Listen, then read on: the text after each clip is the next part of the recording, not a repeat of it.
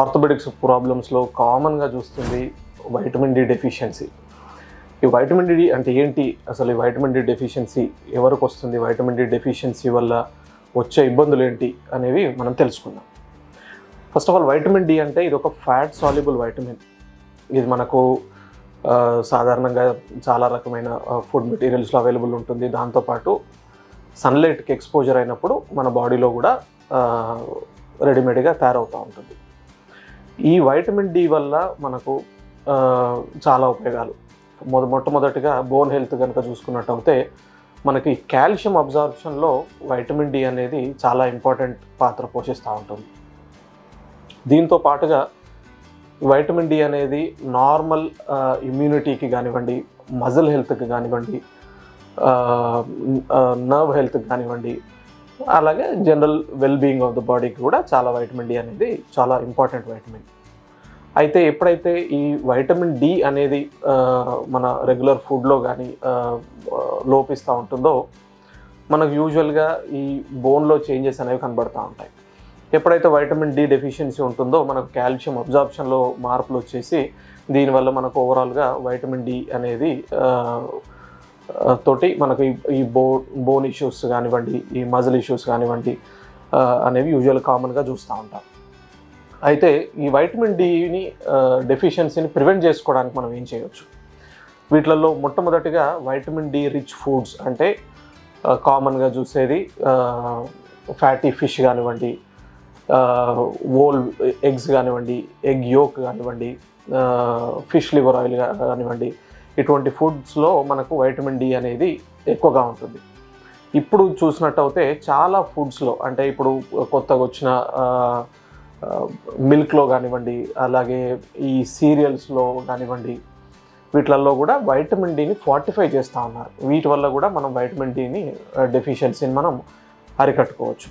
దీంతో పాటుగా మనకు సర్టన్ డిసీజెస్ అంటే మనకి అబ్జార్ప్షన్లో తేడాలు వచ్చే డిసీజెస్ అంటే సీలియాక్ డిసీజ్ అంటారు. వీటిలలో మనకి వైటమిన్ డి అబ్జార్ప్షన్ అనేది శరీరంలో తక్కువగా అవుతూ ఉంటుంది. వీటిలలో కూడా మనం వైటమిన్ డి డెఫిషియన్సీ చూస్తూ ఉంటాం.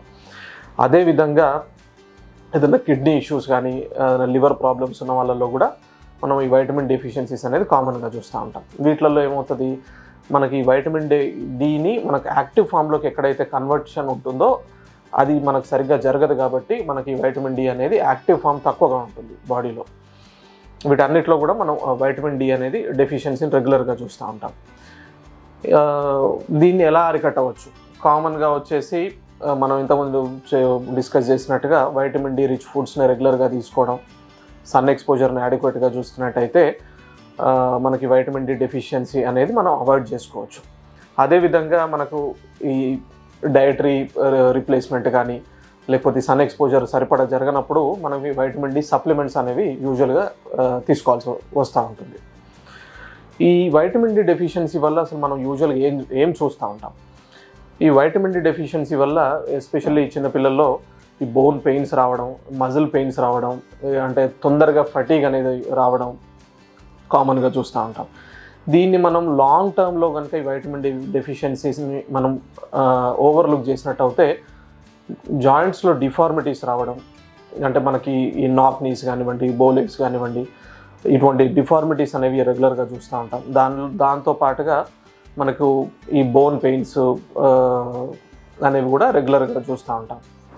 అలాగే వీటితో పాటుగా మనకు మూడ్ చేంజెస్ అనేవి అంటే మనకు డిప్రెషన్ లాగా అనిపించడం, ఏదైనా పని చేయాలన్నప్పుడు మోటివేషన్ తక్కువగా ఉండడం, ఇవన్నీ కూడా మనం యూజువల్గా వైటమిన్ డి డెఫిషియన్సీస్లో యూజువల్గా చూస్తూ ఉంటాం.